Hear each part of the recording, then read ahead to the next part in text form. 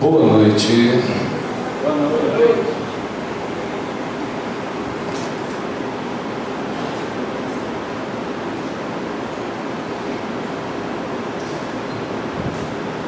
Hoje nós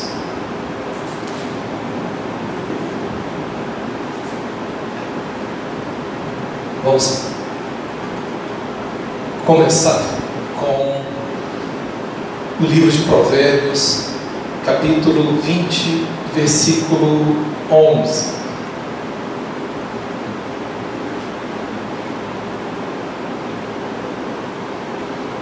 Quem achou, pode ler, por favor. Provérbios 20, 11. Diz. Até a criança mostra o que é por suas ações. O seu procedimento revelará se ela é pura e justa. Exatamente. Primeiro vamos começar com uma oração. Senhor, nós queremos te agradecer, Pai amado, por ter nos reunido aqui esta noite. Que o meu coração esteja aberto e seja um canal para dispensar as tuas palavras de vida e de graça ao coração de todos aqueles que anelam e desejam a tua palavra e a tua presença. Prepara, Senhor, a minha mente, minha boca, para que possam transmitir vida para todos nós aqui esta noite, e que o coração de todos nós estejam sintonizados com a tua vontade, e que a tua vontade possa prevalecer soberana sobre os nossos pensamentos, nossos desejos, nossos anseios e os nossos planos. É o que nós te pedimos em nome de Jesus. Amém. Não combinei com o Lucas a respeito da leitura responsiva que vocês fizeram hoje no capítulo 1 do livro de Provérbios. Mas nós sabemos que o livro de Provérbios é um livro chamado livro sapiencial, ou seja, é um livro de sabedoria. Muito provavelmente, ou é quase certeza, que ele foi escrito por Salomão. E a gente sabe que Salomão foi o rei mais sábio e talvez depois de Jesus Cristo a pessoa mais inteligente que já caminhou por esse planeta. Alguns escritos de Salomão, eles se destacam. Além de Provérbios, além de Eclesiastes, nós temos também o Cântico dos Cânticos, que muitos consideram uma leitura realmente misteriosa. Alguns fazem uma aplicação natural, com recomendações para um casal. Outros fazem aplicações, extraem daquele livro princípios espirituais, enfim. Salomão escreveu 1005 cânticos. 1005 cânticos, mas apenas o Cântico dos Cânticos foi escolhido. Ele também deve ter escrevido muitas palavras de sabedoria, deve ter falado muitas coisas, ensinado muitas coisas, mas apenas nos livros de Provérbios e nos livros de Eclesiastes, nós temos o resumo, digamos assim, o suprassumo dessas palavras de Salomão. Tem salmos também de Salomão. Enfim, Salomão foi um homem que nós podemos aprender muito com ele, porque além dele ter inteligência, ele também tinha recursos para colocar em prática tudo aquilo que saía da cabeça dele. Ele não era simplesmente aquela pessoa que tinha ideias, que tinha teorias, coisas que ele não tinha condições de experimentar. Não, ele tinha recursos, ele tinha tempo, ele teve tempo, a vida dele foi relativamente longa, enfim, ele tinha tempo e dinheiro para colocar em prática todas as suas ideias. E ele observou aquilo ali. A vida de Salomão foi muito intensa, haja vista a quantidade de mulheres e concubinas que ele tinha. Então ele observou muito o comportamento humano. Quando nós olhamos uma palavra de sabedoria de Salomão, nós podemos perceber coisas muito profundas em cima daquilo que ele está falando.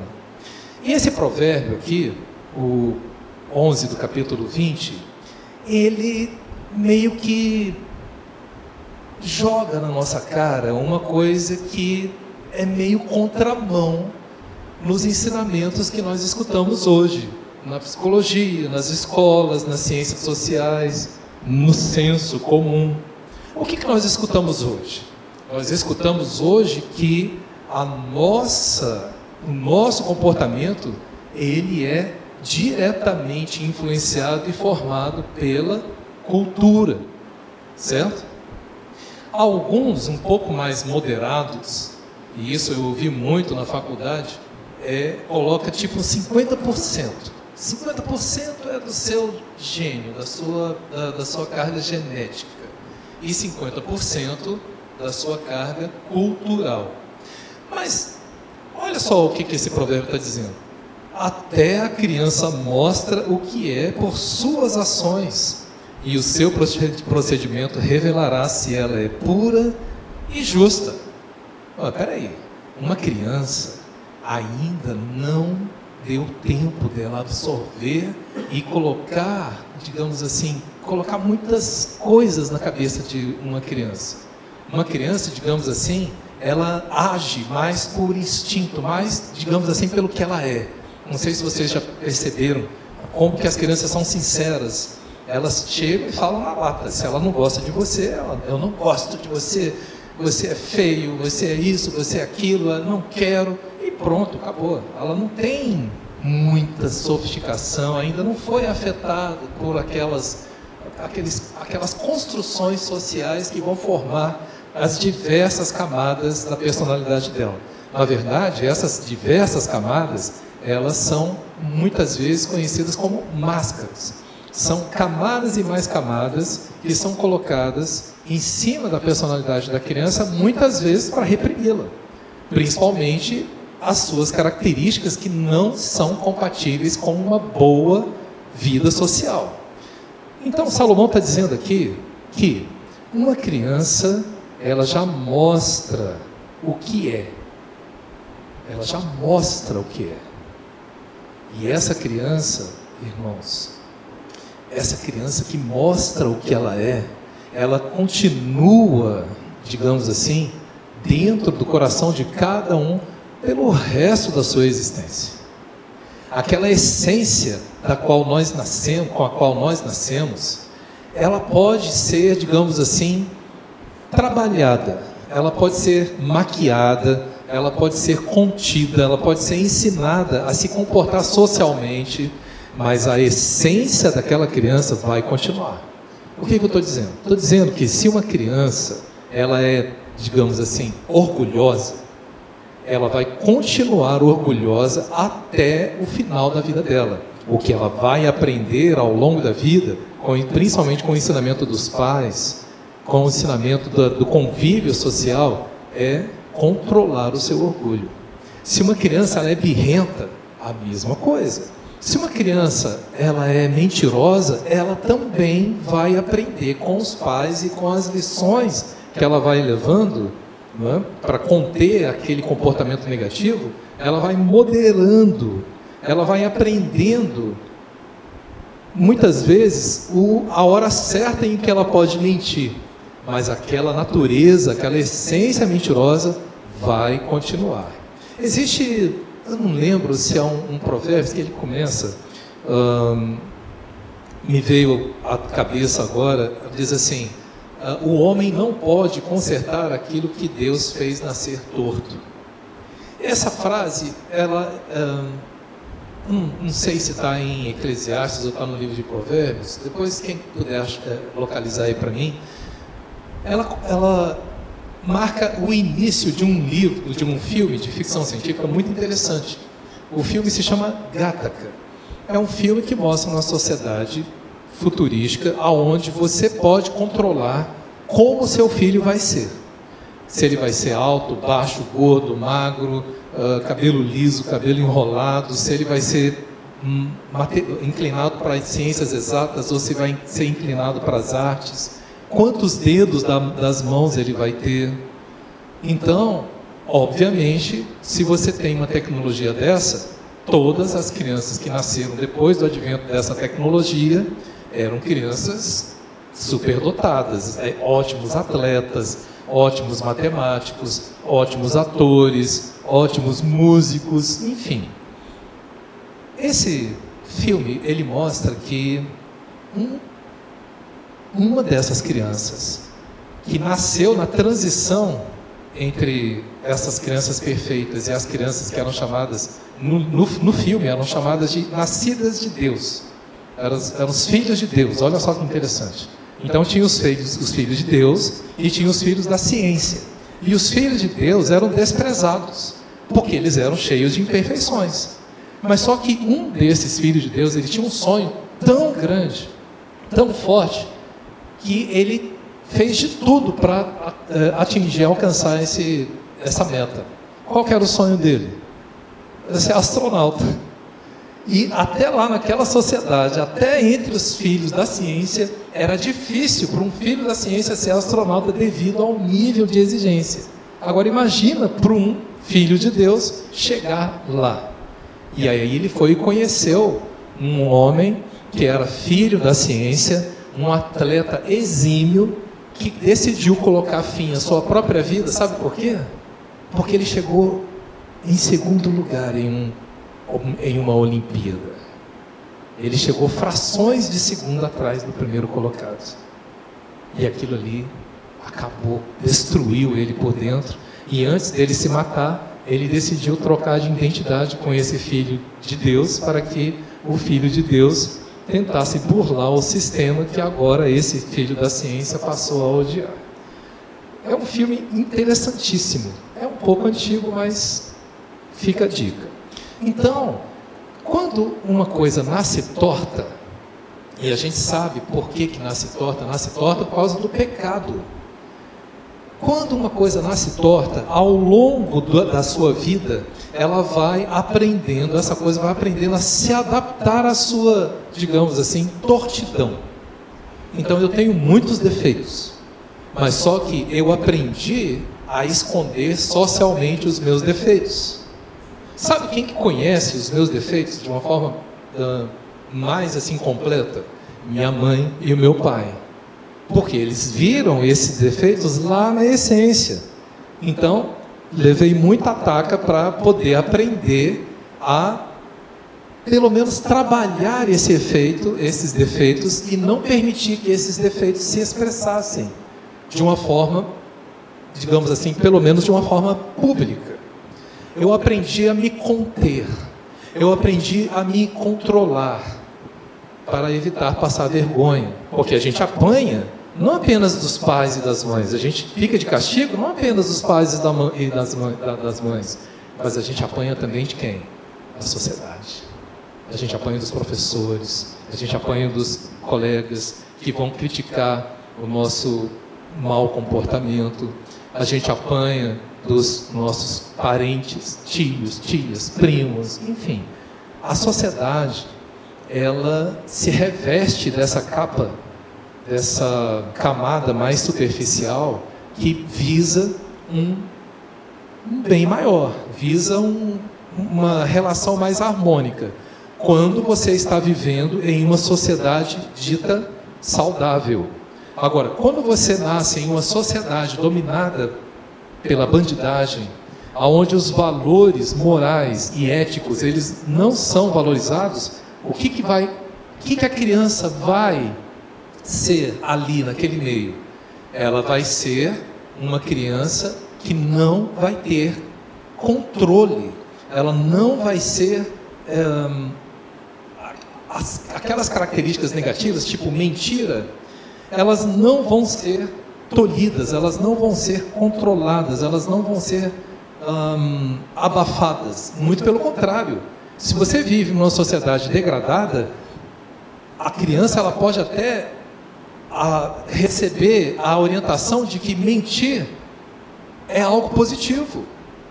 Igual eu já ouvi, inclusive, sendo dito por uma professora, dizendo que durante uma fase é normal e até desejável que uma criança mentisse, porque isso era sinal de inteligência, porque para mentir uma criança tinha que desenvolver todo um pensamento abstrato contar e inventar uma história. E isso só podia fazer quem era inteligente. Olha só a inversão de valores. Enfim, qual é outra coisa que esse provérbio está dizendo para nós? Ele está dizendo para nós que o procedimento revelará se ela é pura e justa. Aqui ele utilizou puro e justo, mas podemos colocar vários outros adjetivos aqui. Nós podemos revelar se ela é rebelde, o comportamento, o seu procedimento, ou seja, o seu comportamento vai revelar se ela é íntegra, vai revelar se ela é honesta, vai revelar se ela é generosa, vai revelar se ela é rebelde, vai revelar se ela é parcimoniosa. Enfim, o que esse provérbio está apontando? Que você vai conhecer não apenas a criança. Lembra o que eu disse? Essa criança, ela nunca morre. Tem até um ditado popular, né? Todos nós carregamos, né, uma criança dentro de nós. Por trás de todo adulto tem uma criança, e como diz a Dilma, né, atrás de toda criança tem um cachorro, né?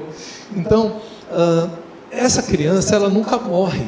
Ou seja, essa essência com a qual nós nascemos, ela está ali, e ela revela para os outros quem nós somos. E como que ela revela? Será que é através das nossas palavras? Será que é através da nossa profissão? Será que é através das roupas, do estilo de roupa que eu visto? Não. É através do meu comportamento. É através do meu procedimento. O meu, o seu, o nosso.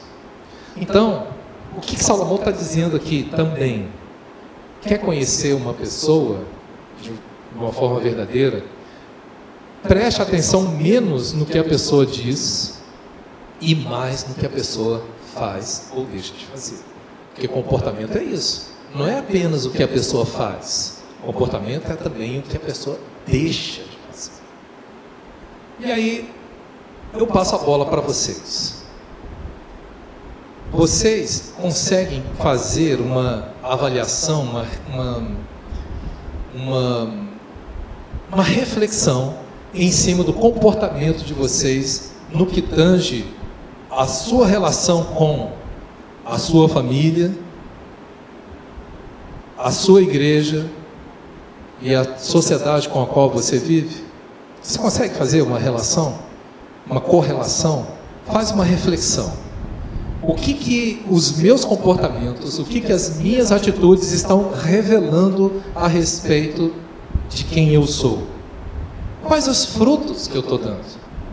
Quando nós lemos Lucas, capítulo 3, versículo 9, Lucas, capítulo 6, Mateus, capítulo 3, versículo 10, Mateus, capítulo 6 e também Mateus, capítulo 12, nos versículos 33 e 37, todos esses capítulos, eles colocam um princípio muito interessante que o Senhor Jesus aponta para nós. Que princípio é esse? É o princípio de que você conhece a árvore através dos seus frutos. Quais são os frutos que nós estamos dando? O que é a árvore produzir fruto? Jesus sempre usou esse discurso muito orgânico, né? Muito relacionado com a natureza, porque, na verdade, o que aquelas pessoas ali ao redor, o contexto no qual aquelas pessoas viviam, era um contexto agropastoril. Mas dentro do nosso contexto de vida de cidade, poucas pessoas aqui passaram por experiências de plantar uma árvore, determinada espécie, esperar aquela determinada espécie de árvore dê o seu determinado fruto. Qual que exemplo nós poderíamos fazer hoje? Poderíamos usar, por exemplo, um computador ou um celular. Quais os aplicativos que estão instalados no meu celular e que eu mais uso?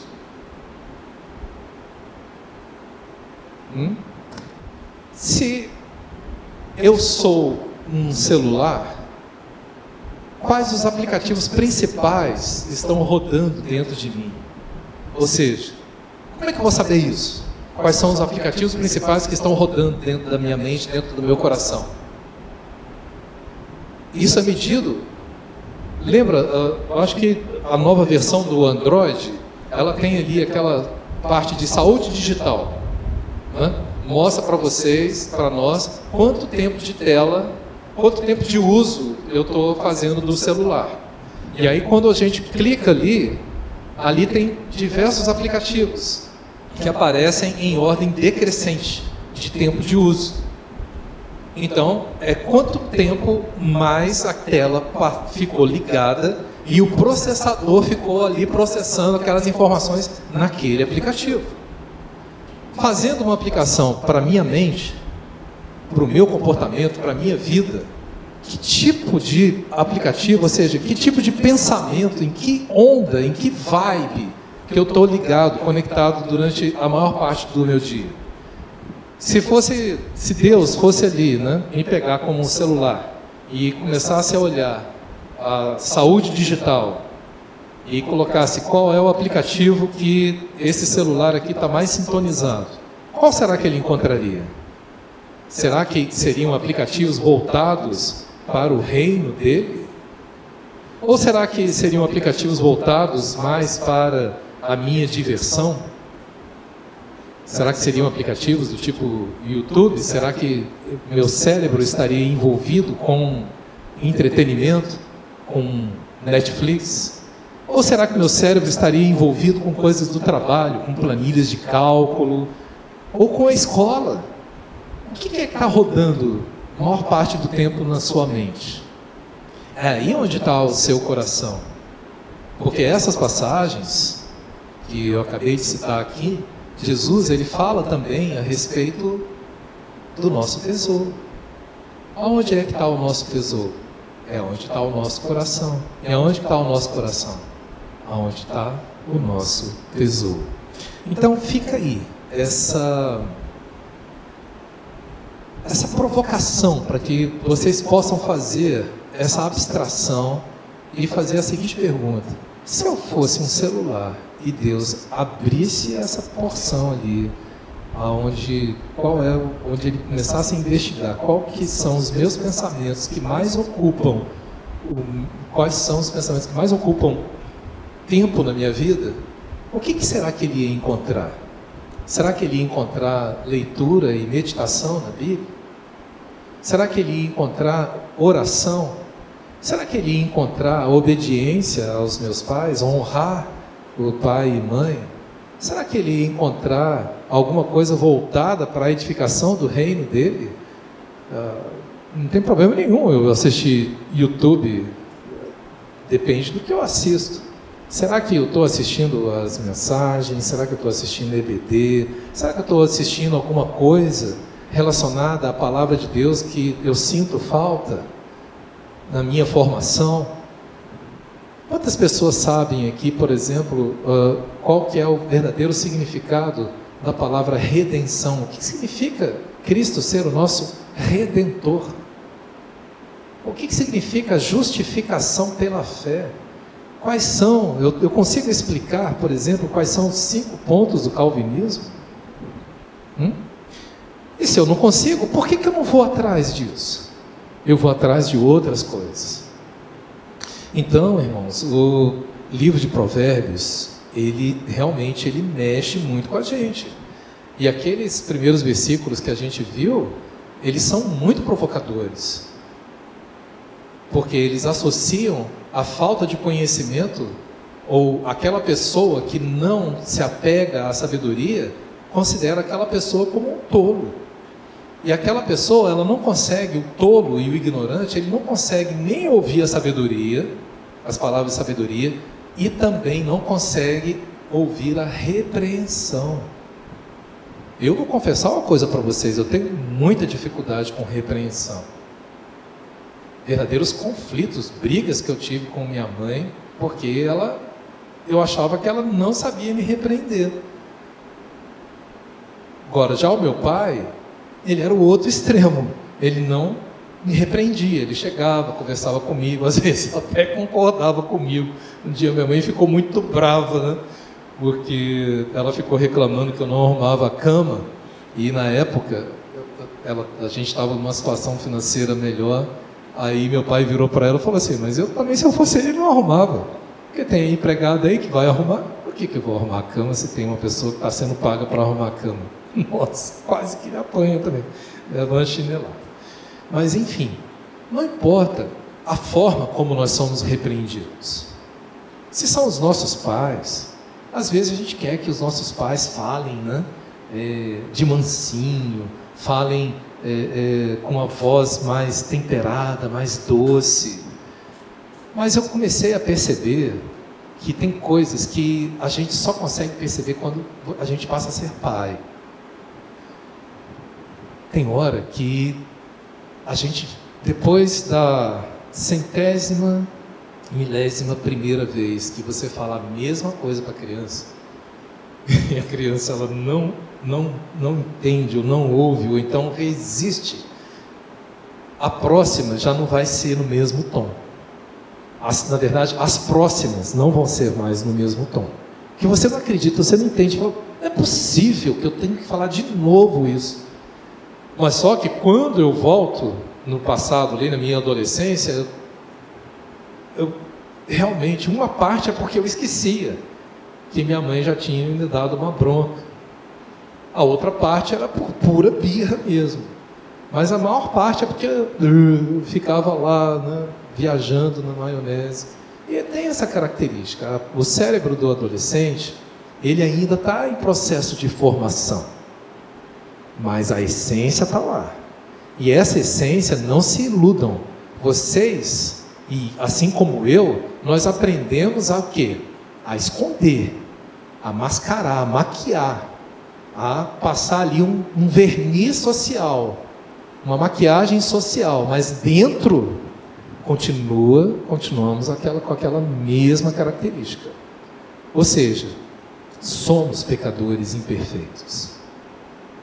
Existem técnicas de autodomínio, autocontrole, e os coaches adoram usar essas técnicas para vender os seus produtos, para fazer com que a pessoa se sinta poderosa, empoderada e no controle e no domínio da sua própria vida. Mas não funciona. Se livro de autoajuda funcionasse, meus irmãos, não ia estar lançando livro de autoajuda todo ano com uma técnica nova, diferente, porque já teria resultado ali. Os livros já seriam, os livros lançados já seriam suficientes para resolver o problema. Mas não, cada dia, cada ano surge uma técnica diferente. E não se iludam. O único que tem capacidade de transformar o nosso coração é o Espírito Santo de Deus. Nós nascemos com esse defeito intrínseco, defeito de fábrica. Vem lá de Adão e Eva ali. E a coisa só está piorando. Tanto a nível físico, devido às taxas de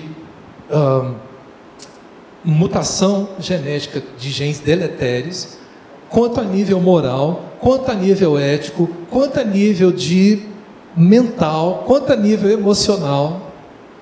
A coisa está só ladeira abaixo. O único que pode realmente parar esse processo, naqueles que ele escolheu, naqueles que pela fé creram no Evangelho, o único que pode fazer isso é Deus. Por isso que o Senhor fala, para sermos sal e luz no meio de uma geração pervertida e corrupta. Agora, indo para o Provérbios 21, capítulo 16, ele diz assim: quem se afasta do caminho da sensatez repousará na companhia dos mortos. Eita! Olha que frase forte essa que Salomão usou aqui. Então quer dizer que a sensatez, ela tem um caminho. E vocês sabem quem é esse caminho. Esse caminho não é uma técnica, esse caminho não é nada que o mundo possa nos oferecer. Não é uma religião, não é uma ideologia, não é um estilo de vida. Se você pensa que o caminho de Deus é alguma dessas coisas, está redondamente enganado. O caminho de Deus é uma pessoa. É Jesus Cristo. Ele é o caminho, a verdade e a vida. E esse caminho, ele leva à sensatez. O que é uma pessoa sensata? É uma pessoa que consegue fazer uma leitura correta da realidade, tanto externa quanto interna. Ela sabe quem ela é e como ela está. Como ela está se sentindo, o que ela está pensando. Hoje, uma das principais, talvez, falhas no nosso relacionamento com Deus, no nosso relacionamento com as pessoas que Deus colocou em nossa vida, e no nosso relacionamento com nós mesmos, é que nós estamos alheios, muitas vezes, meio que sonolentos, com relação às coisas que estão acontecendo na nossa cara. Eu estou sentindo algo, mas eu não consigo definir o que é. Isso é coisa de criança. Agora, pouco mesmo, eu estava lanchando antes de vir, aí meu filho ficava, batendo ali no meu braço. Aí eu perguntei: Tito, o que é que você quer? Aí ele começou a gesticular. Falei: filho, fala o que você quer. E ele não conseguia expressar com palavras o que ele queria. E às vezes criança tem muito disso. Por isso que a criança chora demais. Porque é uma manifestação da frustração de algo que ela não consegue expressar. Então hoje, por causa de uma baixa leitura, uma baixa visão contemplativa a respeito das coisas que estão acontecendo ao meu redor. O que é uma visão contemplativa? É uma visão que para ver, para observar como que está a minha vida, como é que está meu coração, como é que está a vida das pessoas que estão ao meu redor, como que está a minha interação com essas pessoas e principalmente como é que está a minha interação com Deus. Não, a gente entra muitas vezes no automático. E aí a gente não para.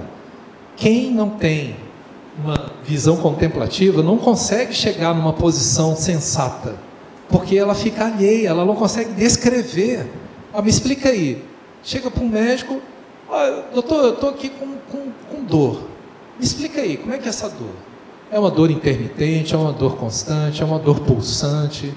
Como é que é essa dor aí? Não sei, só sei que está doendo. Poxa. Como é que vai chegar num diagnóstico se você não consegue descrever direito o seu problema? Como que você vai orar a Deus de uma forma sensata se você não consegue descrever o que está passando no coração? E às vezes, por faltar palavras, falta essência, porque o nosso pensamento ele é formado por palavras.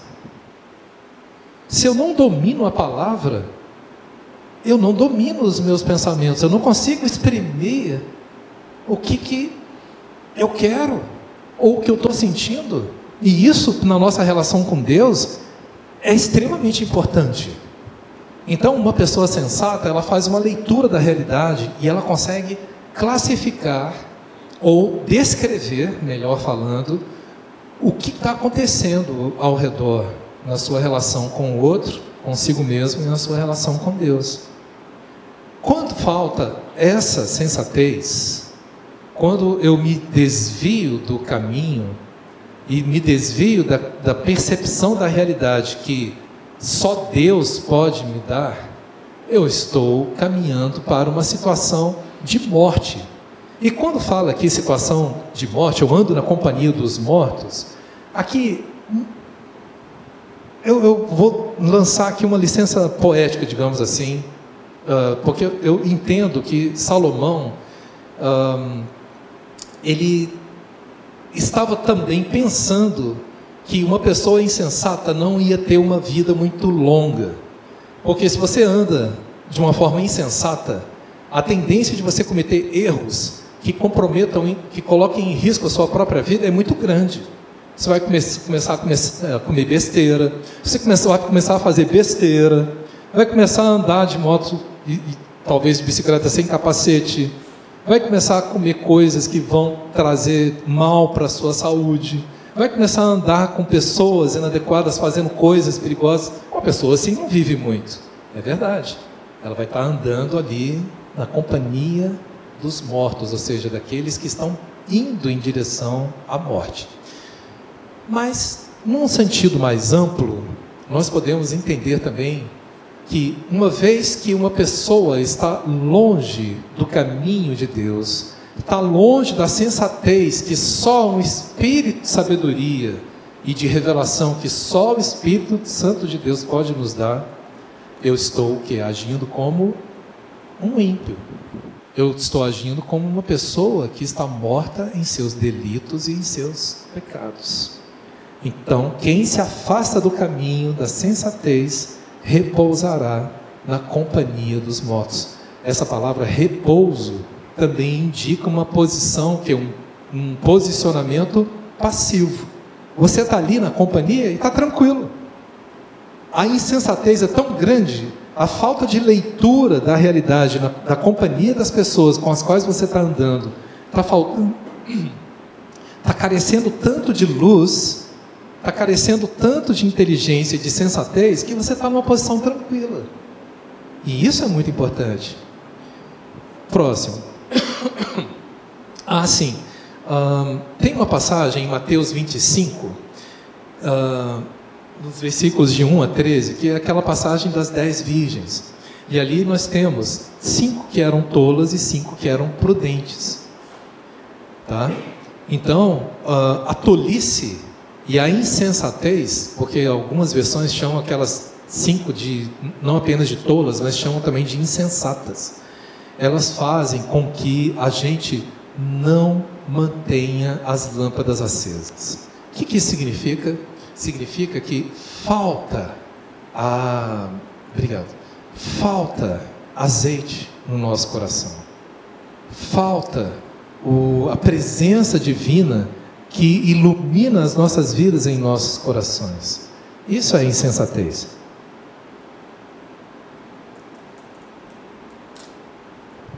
E aí um dia, uma hora, o azeite vai apagar.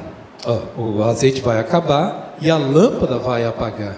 E aí quando o noivo voltar, eu posso ser pego desprevenido. No versículo 17, diz assim: quem se entrega aos prazeres passará necessidade, e quem se apega ao vinho e ao azeite jamais será rico.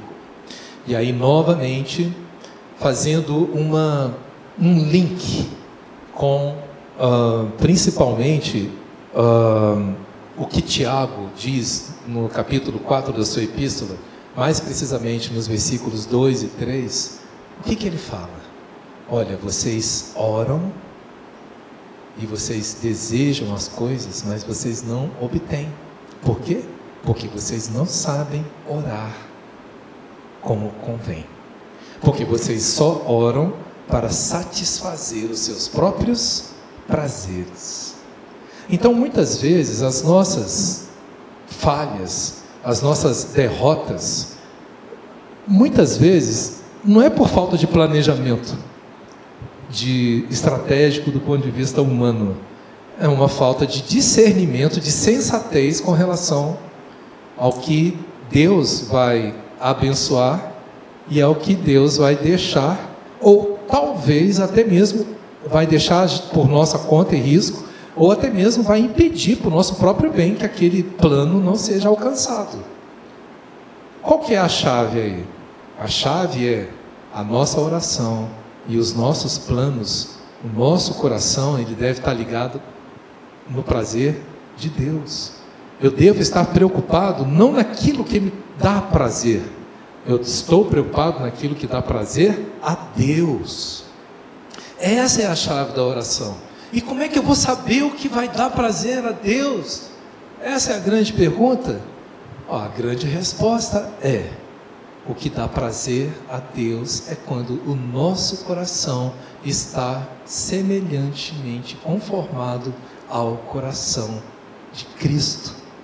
Porque uma vez que o nosso coração está em sintonia com o coração de Cristo, eu sei que em Cristo, isso foi uma declaração do próprio Pai, nele, este é meu Filho amado, em quem eu tenho prazer.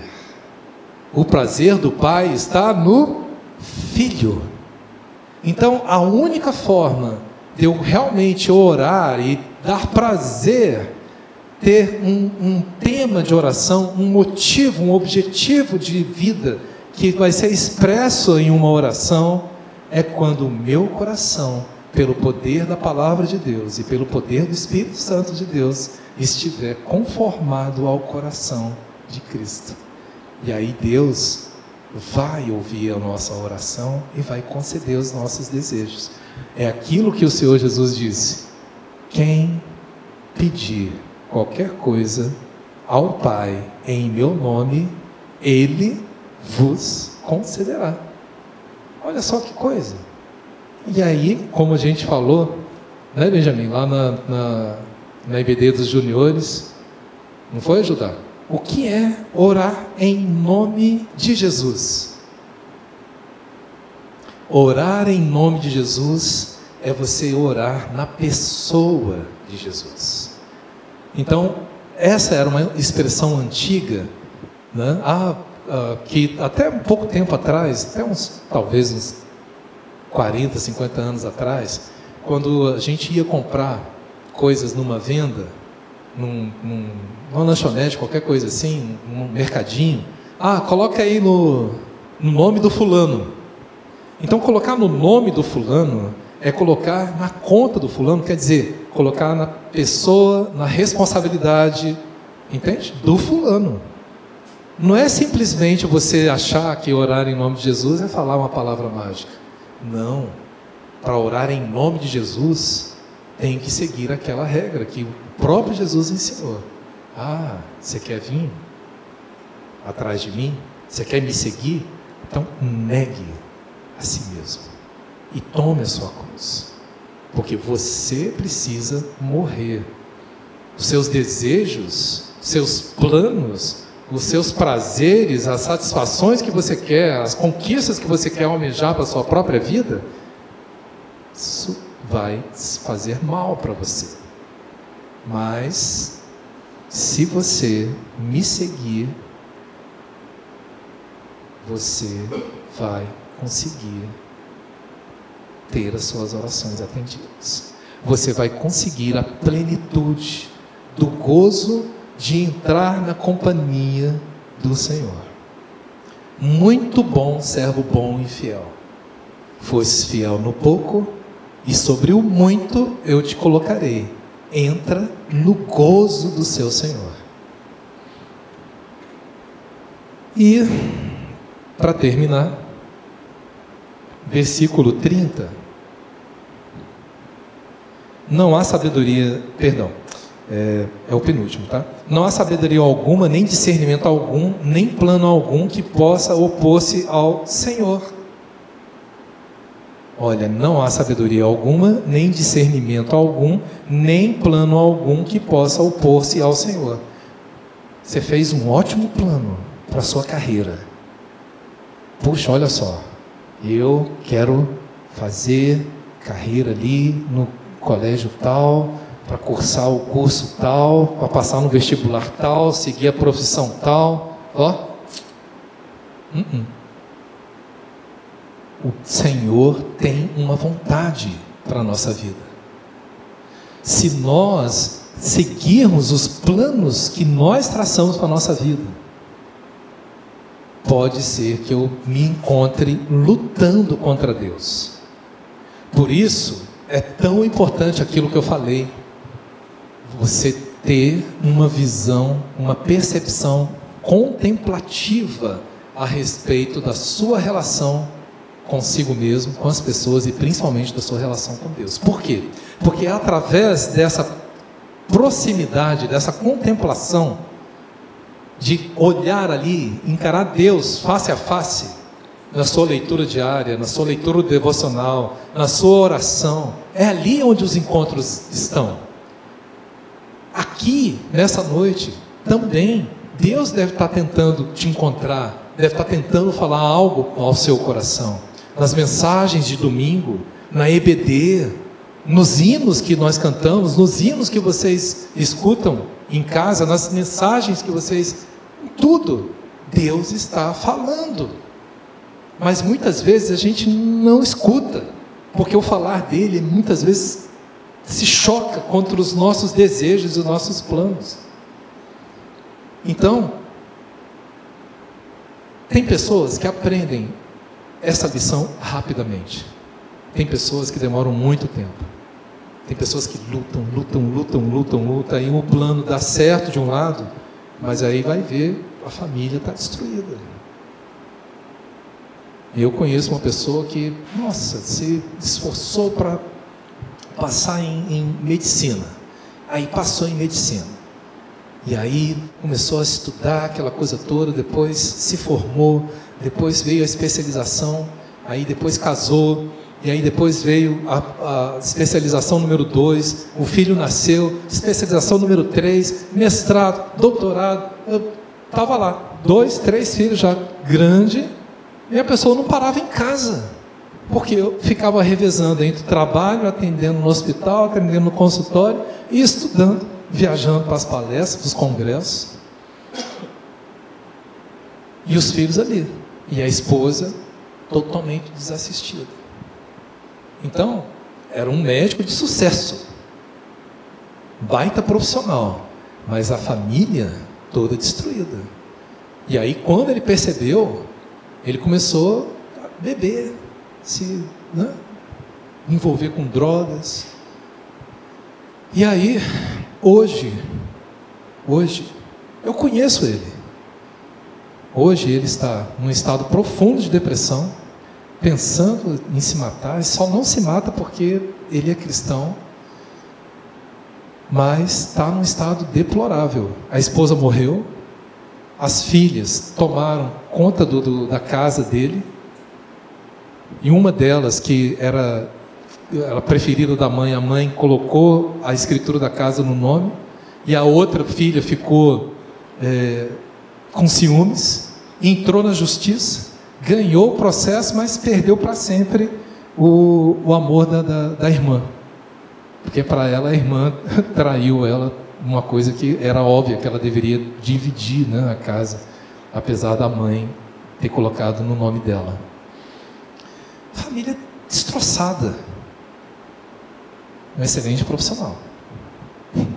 Então, não há sabedoria alguma, nem discernimento algum, nem plano algum que possa opor-se ao Senhor. Então isso nos leva a temer e tremer diante de Deus. Não adianta ter sabedoria, discernimento e fazer bons planos.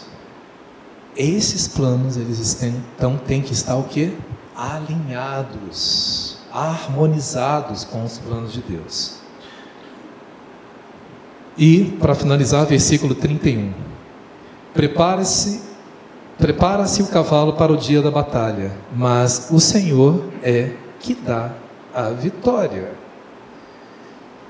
Muito me admira que ainda existem pessoas na igreja que não sabem que nós estamos debaixo de uma guerra intensa, uma guerra invisível, mas que é intensa, diária, constante. Tem gente que acha que está salvo e, pelo fato da salvação ser eterna, não tem mais consequências negativas que o inimigo possa provocar em nossa vida. Olha, peraí, você já leu Efésios, capítulo 6, a respeito da armadura de Deus? Paulo estava falando aquilo ali para colocar o capacete da salvação, a couraça, o escudo da fé, cinturão, calçar as sandálias, aquela armadura toda ali. É para quê, gente? É para nos proteger dos ataques, dos dardos inflamados do maligno. Existe uma guerra. As forças espirituais agem direta e indiretamente sobre nós. Quando Paulo fala, né, para apagar os dardos inflamados do maligno, que dardos, que setas inflamadas são essas? De onde que vêm essas flechas, esse negócio? Vem de um mundo espiritual que a gente não vê. E às vezes sai do computador, às vezes sai da televisão, às vezes sai de uma amizade inadequada. Então, vocês estão percebendo que vocês estão numa batalha? Quarta-feira foi feriado. Eu fui com os meus filhos lá para o Aquamac. E aí lá tem uma cerquinha, onde tem uma corda, estabelecendo um limite para que os caiaques não passem para o local onde as crianças brincam e nem as crianças passem para lá para não acontecer acidente. Aí a minha filha, Esther Vitória, recebeu a orientação, falou: minha filha, não passe para o lado de lá. Ah, tá bom, papai. Mas sabe o que a bichinha fez? Ela ficou ali, ó, andando no limite. Aí, eu conversando com a minha esposa, eu falei: olha, eu vou ter que falar para ela, cuidado, você andar no limite, é ali onde o leão está. O maligno, ele anda ao derredor, ele anda no limite, ele anda ali na periferia, bem ali onde está a cerquinha de segurança. Tem jovens e até mesmo adultos que não ultrapassam a cerca, mas ficam ali no limite. Ah, eu não estou vendo pornografia. Ah, mas quando aparece uma mulher bonita ou um homem bonito, aí eu dou um zoom ali. Isso é limite. Tá? Ah, eu não estou mentindo. Mas quando você não conta a verdade, ou conta a verdade parcial, isso é limite. Você vai ser facilmente apanhado. Tá? Então, muita atenção com relação a essas batalhas. Porque a batalha não é só nós contra o mundo.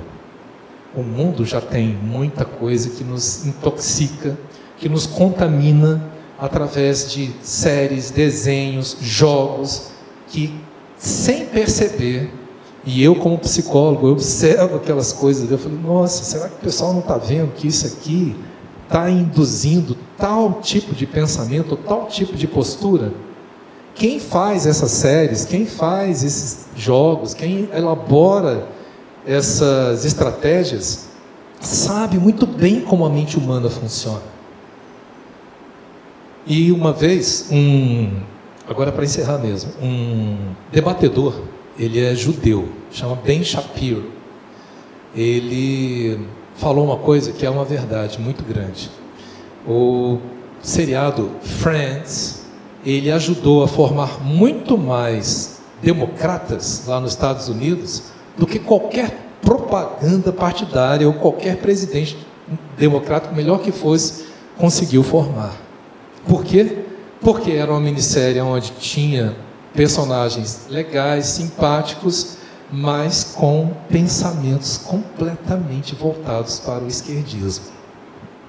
E apresentando isso de uma forma descolada, de uma forma simpática, de uma forma bem humorada. Você riu ali, pronto, já conquistou. Então, muito cuidado com o limite. Essa guerra, ela vem de fora, tá?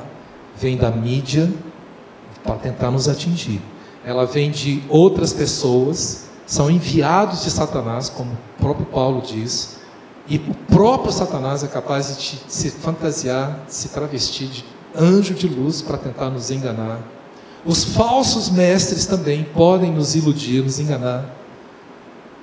E talvez o pior inimigo são os ataques internos.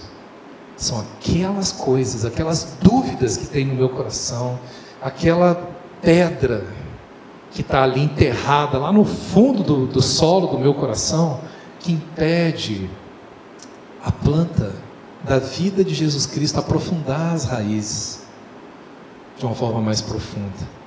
E aí, quando vem a adversidade, aquela planta seca. Às vezes, o nosso coração está tão ligado nas coisas do mundo, e olha que quando você lê aquela passagem de Mateus 13, o que é que impede a gente de frutificar? Dar o bom fruto, que é o fruto do Espírito. É o quê? A preocupação com as coisas do mundo. É a fascinação com a riqueza. Quem é que não quer ser rico? Talvez essa seja uma das principais estratégias que Satanás usa para nos seduzir. Riqueza. Não precisa ser milionário, ou bilionário, ou trilionário, como Elon Musk. Basta você desejar ter uma casa tal, um carrinho da moda, uma roupa da moda, um carrinho zero. Blá. A questão não é ter essas coisas. A questão é o quanto que essas coisas te têm. Nos têm. Não tem problema nenhum em você ter uma casa, um carro, não tem problema. A questão é o quanto que essas coisas me têm. Entende? Porque a partir do momento em que essas coisas, o desejo dessas coisas me têm, desperta aquele prazer dentro de mim, e aí eu vou, por causa desse prazer, me submeter a outro senhor que a Bíblia chama de mamon, ou dinheiro. Vocês percebem? Então, esse conflito, essa passagem, esse anzol que Satanás ele joga dentro de nós, ele precisa algo dentro de nós para poder pegar. E muitas vezes é o prazer, é a satisfação, é o desejo, é o alcançar uma meta, um objetivo de vida que do ponto de vista humano está perfeito. Mas a questão é, eu já perguntei para Deus se é isso que Ele quer? Se é isso que Ele deseja? É esse tipo de sucesso que Ele quer para a minha vida? Se for, entra de cabeça, porque você pode ser utilizado para abençoar muitos. Se você for um empresário, uma pessoa bem-sucedida, e for liberal, for uma pessoa generosa, você pode abençoar a vida de muitas pessoas. Ofertando, doando, dizimando. Mas se aquilo ali for para o seu prazer, esquece. Enfim, Senhor, nós queremos que essas mensagens elas possam realmente entrar no nosso coração e causar um impacto em nossos corações para que possamos, Senhor, parar e descansarmos aos seus pés. Irmãos, nós precisamos descansar aos pés do Senhor. Eu quero dar uma pausa nessa oração aqui para... Esqueci de falar uma coisa.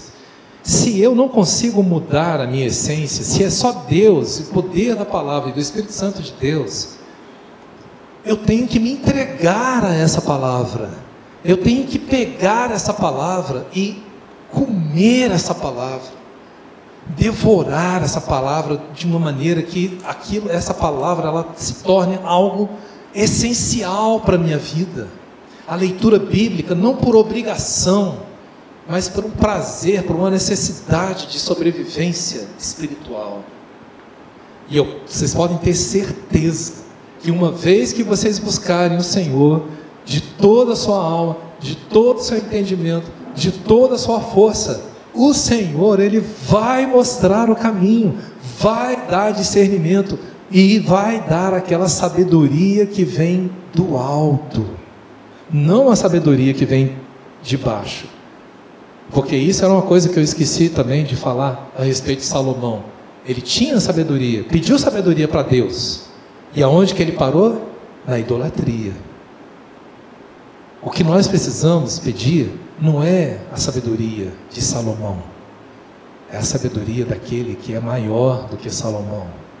É a sabedoria do nosso Senhor Jesus Cristo. Peça de todo o coração, humildemente, reconheça diariamente que você não pode tomar a sua decisão por si mesmo, qualquer que seja. Essa decisão ela precisa ser acompanhada da paz que excede todo entendimento. E o mundo pode estar caindo ao seu redor, as pessoas podem não estar entendendo a sua decisão, mas a paz de Cristo vai ser o árbitro. É Ele que vai decidir. Amém? Muito obrigado. Que o Senhor possa realmente nos dar essa paz e nos dar, Senhor, esse espírito de sabedoria. Não a sabedoria deste mundo, mas a sabedoria que vem do Teu trono. Sabedoria que nos humilha, que nos coloca aos Teus pés, nos coloca completamente dependentes de Ti e do Teu Cristo. Que o Teu Santo Espírito possa acrescentar azeite nas nossas lâmpadas para que elas não se apaguem e que continuemos a ser prudentes, fiéis diante de uma geração que se desvia da Tua palavra, de uma geração que se afasta de Ti. Nos aproxima cada vez mais de Ti, Senhor. É o que nós te pedimos, em nome de Jesus. Amém.